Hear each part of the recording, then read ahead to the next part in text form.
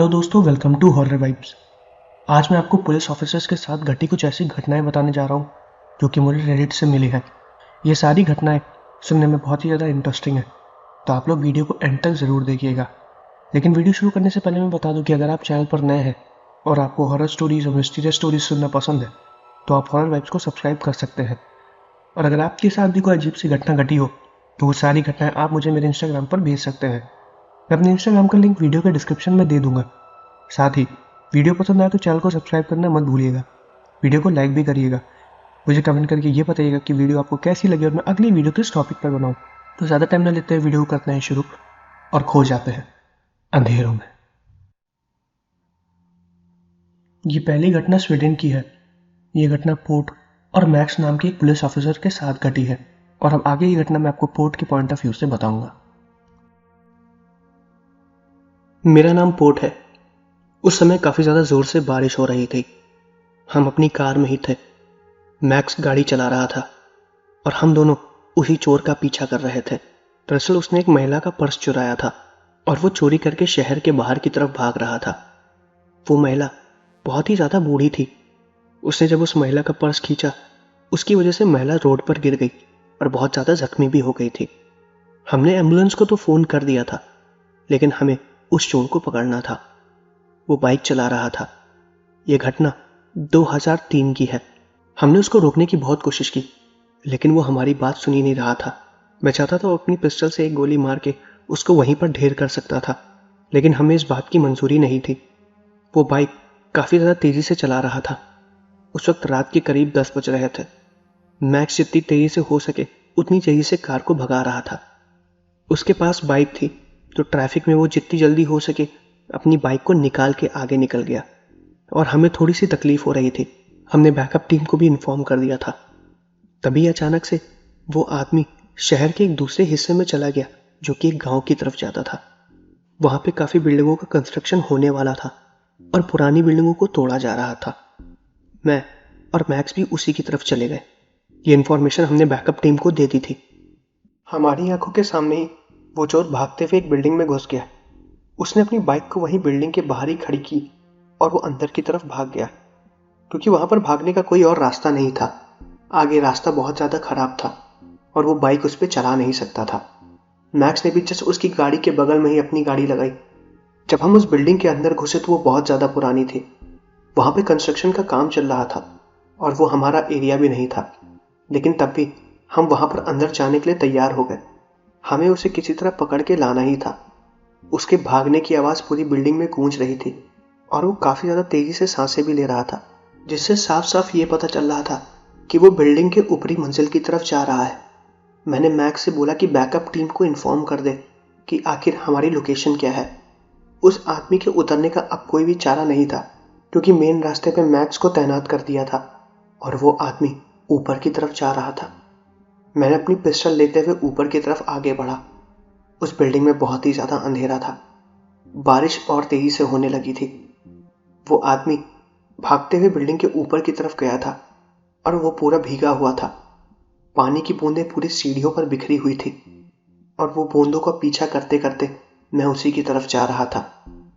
इतना अंधेरा कि मुझे कुछ दिखाई नहीं दे रहा था, लेकिन फिर भी मेरे पास टॉर्च थी, पर उससे ज़्यादा रोशनी हो नहीं रही थी। जब मैं भागते हुए ऊपर गया तो मैंने देखा कि वो आदमी कोने में छुपा हुआ है। मैंने उसके कपड़ों को देख लिया था और वो भी ये जान चुका था कि मैं उसे देख चुका हूँ। मैंने उसकी तरफ पिस्टल पॉइंट की और उसे बाहर निकलने को बोला। वो वहीं पर ही चुपचाप खड़ा हुआ था। वो शायद कुछ हरकत करने की फिराक में था, क्योंकि उसके बॉडी के मूवमेंट से मुझे पता चल गया था या तो वो भागने वाला है या फिर वो मेरे ऊपर हमला करने वाला है। मैंने उससे थोड़ी सी दूरी बनाई कि ताकि अगर वो मेरे ऊपर हमला करे तो मैं उसके ऊपर पिस्टल से गोली चला दूं, लेकिन ऐसा कुछ भी नहीं हुआ। उसने जिस औरत का पर्स चुराया था उसने उस पर्स को वहीं ज़मीन पर नीचे रख दिया। जैसे उसने पर्स नीचे रखा, मैंने उसे धीरे धीरे दीवार से बाहर आने को बोला। वो अपना हाथ ऊपर करते हुए मेरी तरफ आया। वो फिर अचानक से मेरी तरफ आते हुए मुझ पर हमला करने लगा। मैंने अपने आप को बचाने की बहुत कोशिश की, लेकिन वो मुझसे मेरी पिस्टल लगातार छीन रहा था। इसी छीना झपटी में मैंने एक गोली चलाई, लेकिन वो गोली उसको नहीं लगी। गोली चलने की आवाज़ पूरी पुरानी बिल्डिंग में गूंजी और वो आवाज़ तुरंत मैक्स को भी सुनाई दी, जो कि भागते हुए ऊपर की तरफ आ रहा था। मेरी उससे हाथापाई चल रही थी और उसने मुझे ढकेल दिया और मेरी पिस्टल नीचे गिर गई। उसने पिस्टल उठाने की कोशिश ही की थी, लेकिन उससे पहले मैंने पिस्टल उठा के उसके पैर पे गोली मारी, जिसकी वजह से वो वहीं पर ही नीचे गिर गया। लेकिन वो गोली उसके छू के ही निकली थी, इसलिए ज़्यादा डैमेज तो नहीं हुआ, लेकिन उसके पैर से खून निकलने लगा था, जो कि मुझे साफ साफ दिखाई दे रहा था। हाथापाई के चक्कर में टॉर्च भी मेरे से नीचे गिर गई थी, तो वहां पर थोड़ा अंधेरा हो गया था और वो फिर से कहीं पर छुप गया था, लेकिन उसके दर्द में रहने की आवाज़ हमें साफ साफ सुनाई दे रही थी। गोली की आवाज़ सुन के तब तक मैक्स भी ऊपर आ गया था। उसने आते ही मुझे बुलाया और मैंने उसे बताया कि वो यहीं पर है। हम दोनों लोग उसे ढूंढ रहे थे। मैक्स अभी भी सीढ़ियों के पास खड़ा था और मैं चारों तरफ गोल गोल घूम के उसके खून का पीछा कर रहा था। वो जहां पर भी था, हमें उसकी लोकेशन तुरंत मिल जाती। मैंने मैक्स से वहीं पर खड़े होने के लिए बोला और उसे दोबारा आखिरी वार्निंग दी कि तुम सरेंडर कर दो, वरना हम तुम्हें गोली मार देंगे। ये वार्निंग मैं उसे लगातार दे रहा था, लेकिन इसमें उसकी कोई भी आवाज़ नहीं आ रही थी। मैंने उसको एक तरफ से दूसरी तरफ भागते हुए देखा और वो देखते हुए मैं भी उसकी तरफ भागा। तभी वो सीढ़ियों की तरफ आ रहा था। मैक्स ने उसे फाइनल वार्निंग दी रुकने की, लेकिन वो नहीं रुका और वो मैक्स की तरफ काफ़ी तेज़ी से भागते हुए आ रहा था। मैक्स ने उसकी तरफ गोली चलाई और वो गोली उसके कंधे पर लगी और वो सीढ़ियों से नीचे गिर गया। उसको काफ़ी ज़्यादा चोट आई थी। जिस हिसाब से वो गिरा था, हमें नहीं लगा था कि वो बचा होगा, लेकिन हम भागते हुए फिर उसी के पास जा रहे थे। पूरा खून सीढ़ियों पर ही फैला हुआ था। उसके शरीर का जो जो हिस्सा सीढ़ियों के जिस जिस कोने से टकराया हुआ था, वहां सब खून फैला हुआ था और हम लोग उसी का पीछा करते हुए उसके पास जा रहे थे। जब हम वहां पर पहुंचे तो मैंने और मैक्स, हम दोनों ने उसे भागते हुए देखा। हम उसको रोकने की कोशिश कर रहे थे, लेकिन वो भागता ही जा रहा था।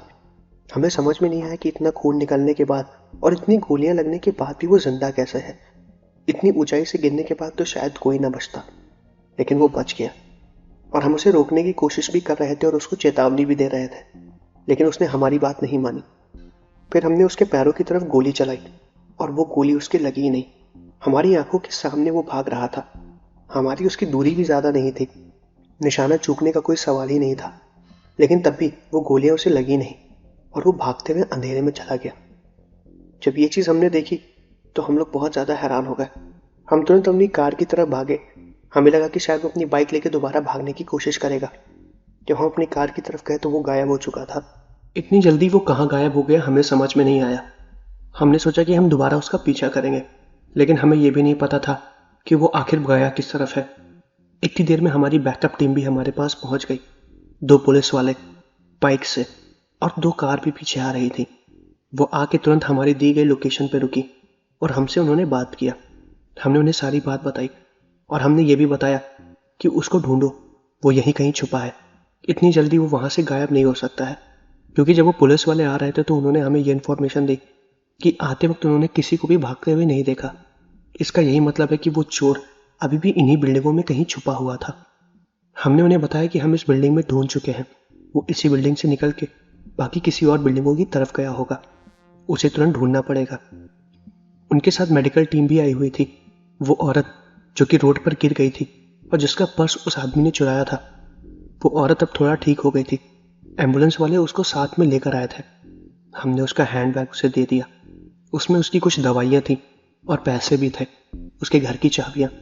हमने उससे ये भी बोला कि वो पूरी तरह से सारी चीज़ों को चेक कर ले। उस हैंड बैग में से कुछ भी गायब नहीं हुआ था, क्योंकि जब उस आदमी ने उस हैंड बैग को चुराया था, हमने तुरंत ही उसका पीछा कर लिया था। उसे शायद वो हैंड बैग खोलने का मौका ही नहीं मिला था। उसके बाद उस औरत को हम लोगों ने भेज दिया और उस आदमी को दोबारा ढूंढने लगे। वो कहीं भी नहीं मिल रहा था। बारिश काफ़ी ज़्यादा तेज़ी से हो रही थी। वहाँ पर एक और आदमी था जो कि हमारी स्टेटमेंट रिकॉर्ड कर रहा था, क्योंकि हमें हर चीज़ की स्टेटमेंट को रिकॉर्ड करना पड़ता है। हमने अपनी सारी स्टेटमेंट रिकॉर्ड की और जैसा कुछ हमारे साथ हुआ हमने वैसा ही उसे बताया। इतना बताते ही हमें एक ऑफिसर की आवाज़ आई, जो कि उसी बिल्डिंग में गया हुआ था जहाँ पर सबसे पहले वो चोर घुसा था, क्योंकि वो सारी जगह की फ़ोटोग्राफ्स खींच रहा था और बुलेट्स की भी फ़ोटोग्राफ्स खींच रहा था, जो कि मैंने और मैक ने चलाई थी। जब हम उस बिल्डिंग के अंदर जाने वाले थे, उसकी आवाज़ सुनते ही हम लोग तुरंत उस बिल्डिंग के अंदर भाग के गए और हमने जो चीज़ देखी वो चीज़ देख के हम हैरान हो गए। उस चोर की डेड बॉडी वहीं पर ही सीढ़ियों के पीछे पड़ी थी। ये देख के मैं और मैक एकदम हैरान हो गए। हमें बिल्कुल भी समझ में नहीं आया। वो चोर हमारे सामने उन्हीं सीढ़ियों से निकल के बाहर की तरफ भागा था और हमने उस पर गोलियां भी चलाई थी। लेकिन वो सीढ़ी के जिस कोने में गिरा हुआ था, वहां से निकलना इतनी आसानी से तो मुमकिन भी नहीं था। और वो जितनी खराब तरीके से गिरा था, उसका शरीर वहां से निकल ही ना पाता। उसका पूरा सर नीचे के साइड में दब गया था और उसका पैर बाहर की तरफ निकला हुआ था। उसके पूरे शरीर से खून बह के उस कंटेनर में भर गया था जिसमें वो जोर से गिरा था, और मैं और मैक उसी को देख रहे थे। उसकी कंडीशन को देखने के हिसाब से ये लग रहा था कि उसकी मौत तभी हो गई थी जब वो सीढ़ियों से नीचे गिरा था। जब डॉक्टर्स ने उसे एग्जामिन किया तो उसकी मौत काफी पहले हो चुकी थी। उस समय डॉक्टर्स उसको निकाल के हॉस्पिटल ले गए। वो बढ़ चुका था और उसका बॉडी का पोस्टमार्टम भी होना था।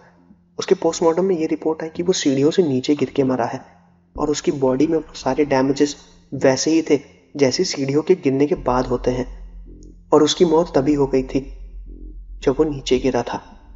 मैंने अपनी स्टेटमेंट में ये रिकॉर्ड किया था कि उसको हमने भागते हुए देखा था, लेकिन मुझे ये समझ में नहीं आया कि अगर वो वहां पर नहीं था तो फिर भागा कौन था। सेम वही कपड़े, वही आदमी, उसने हमारी तरफ पीछे मुड़ के भी देखा था और तभी मैंने और मैक ने उसकी तरफ गोलियां चलाई थी। मैंने और मैक ने बोला कि शायद हमें किसी तरीके का कोई कंफ्यूजन हुआ होगा। हमने तुरंत अपनी स्टेटमेंट को बदला, लेकिन वो चीज़ बहुत गलत थी। हम ये बात बोलते तो हमारी बात पर कोई विश्वास भी नहीं करता। स्टेटमेंट दे के जब मैं और मैक दोबारा एक साथ आए तो हमने बताया कि हमारी देखी हुई चीज़ गलत नहीं थी। हम दोनों को एक साथ वहम बिल्कुल नहीं हो सकता है। हो सकता है कि शायद उसके मरने के बाद उसकी आत्मा वहां से भागी हो। हालांकि मेरी बोली हुई इस चीज़ पर मैक को विश्वास नहीं हो रहा था, लेकिन उसने जो कुछ भी देखा उसकी वजह से उसे मुझ पर विश्वास करना पड़ा।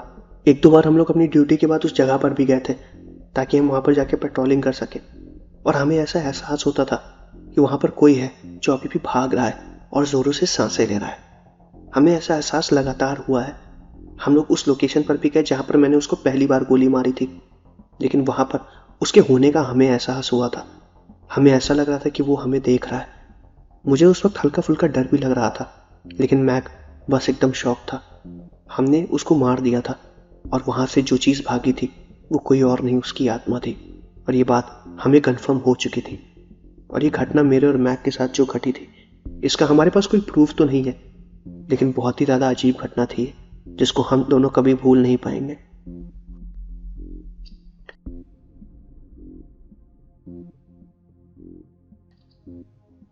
तो दोस्तों, ये थी पुलिस के द्वारा घटी गई एक पहली घटना।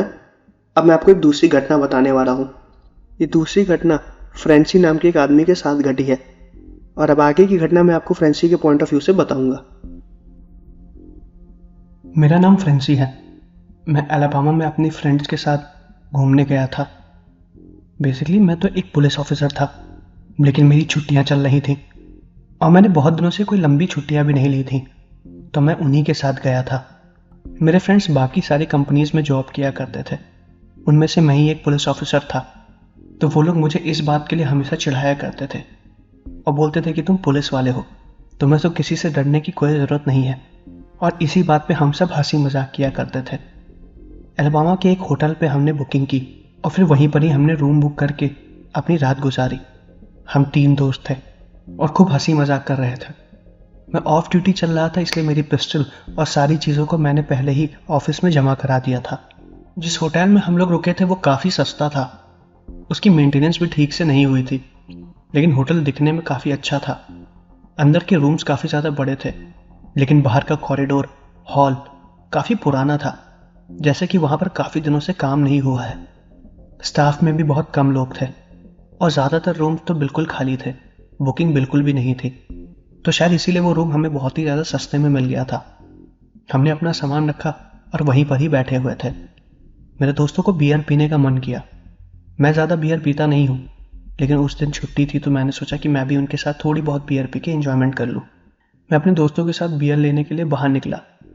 मेरा एक दोस्त जिसका नाम ओले था, उसको हम लोगों ने वहीं पर ही छोड़ दिया था, और मैं और जॉनसन दोनों लोग बाहर बियर लेने के लिए गए थे। हमें बियर लाने में ज़्यादा टाइम नहीं लगा। हमने ओले से बोला था कि तुम यहीं पर रुकना, हम लोग कुछ ही देर में सामान लेके वापस आते हैं। ओले वहीं रूम पर ही रुका हुआ था। मुझे और जॉनसन को आने जाने में करीबन 20 मिनट का वक्त ही लगा होगा। जब हम लोग अपने रूम में वापस लौटे तो वो दरवाज़ा पूरा खुला हुआ था ओले अपने रूम में नहीं था। हम उसे लगातार फ़ोन करने की कोशिश कर रहे थे, लेकिन उसने हमारा कॉल नहीं उठाया। पता नहीं वो कहाँ चला गया था। जॉनसन भाग के रिसेप्शन के पास गया और उसने रिसेप्शन के आदमी से पूछा कि आखिर हमारा दोस्त कहाँ गया। ऊपर के फ्लोर में वो तो बिल्कुल भी नहीं है। उसने कहा कि उसे नहीं पता, ऊपर से कोई भी नीचे नहीं आया। तो मैं और जॉनसन थोड़ी देर वेट करने लगे। अक्सर कई बार ऐसा होता है कि लोग बिना बताए कुछ देर के लिए बाहर चले जाते हैं, तो हमें लगा कि शायद ओले बाहर गया होगा।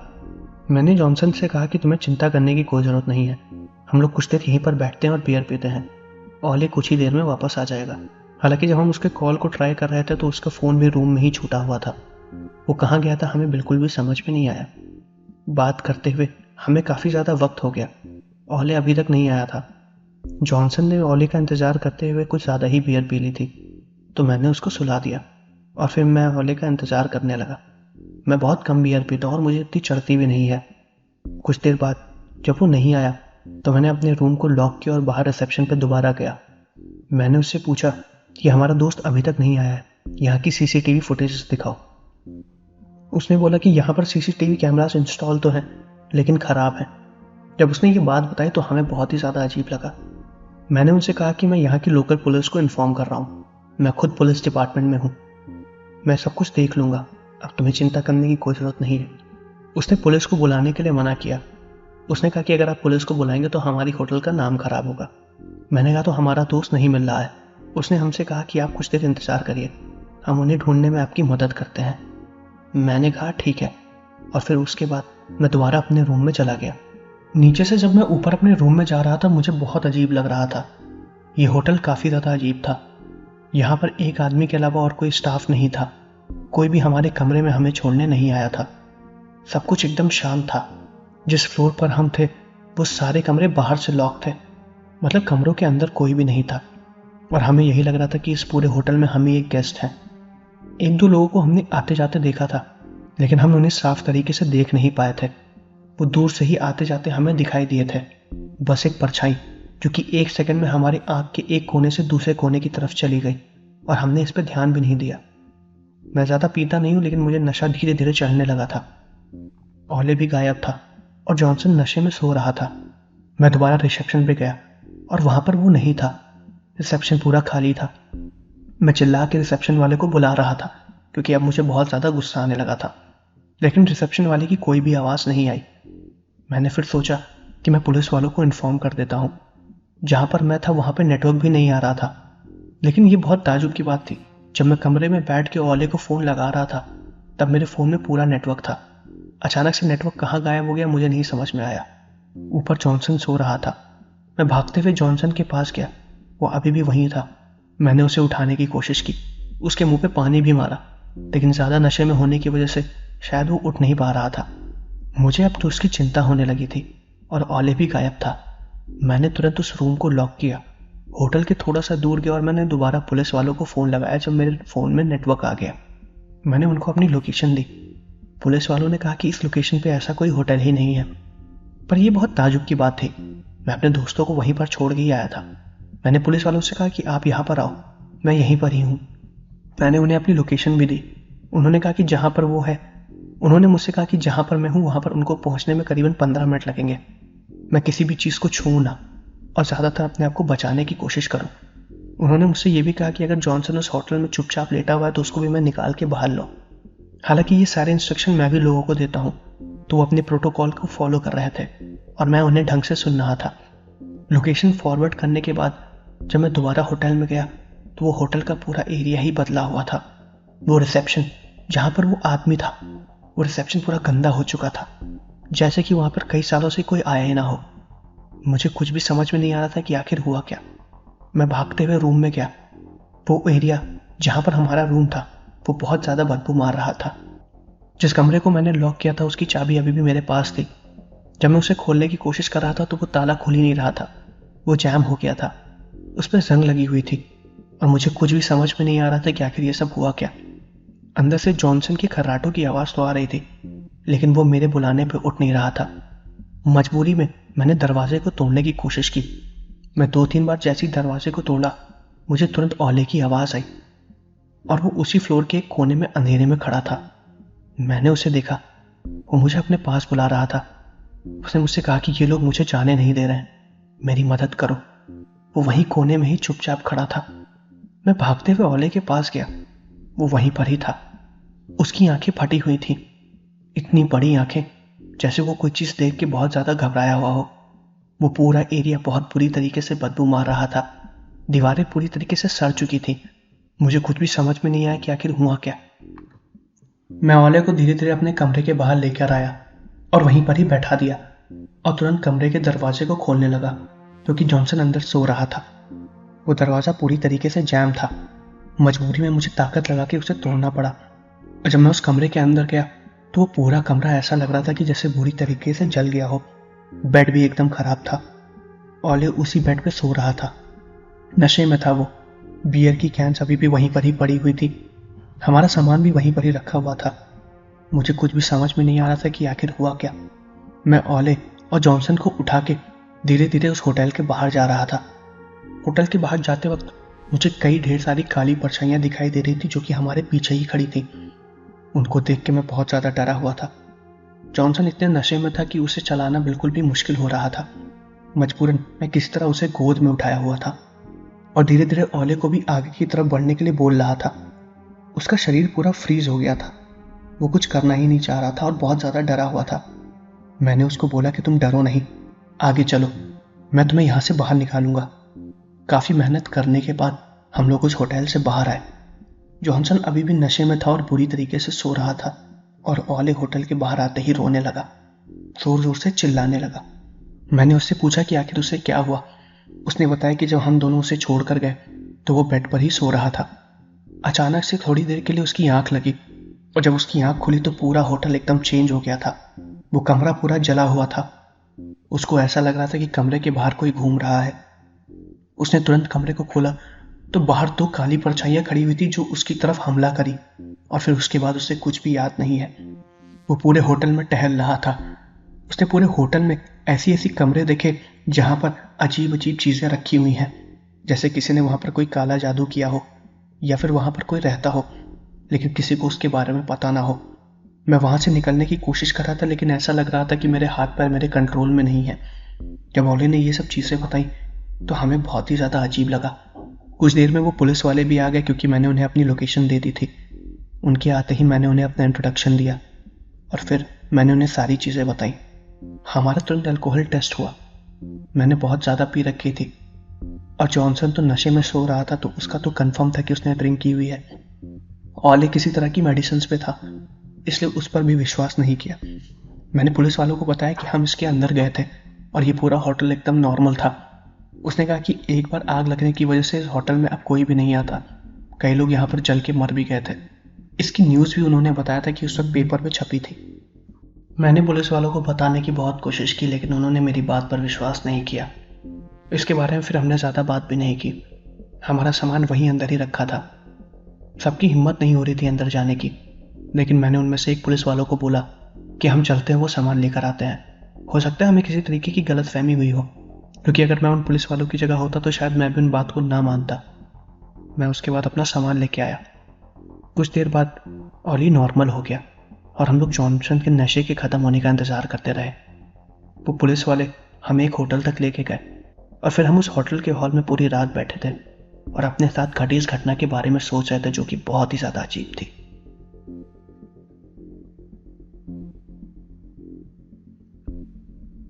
तो दोस्तों, ये थी पुलिस ऑफिसर्स के साथ घटी 2 घटनाएं।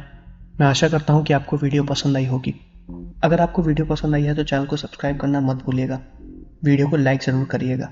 मुझे कमेंट करके ये भी बताइएगा कि आपको वीडियो कैसी लगी, मैं अगली वीडियो किस टॉपिक पर बनाऊं। तो मिलते हैं अगले वीडियो में।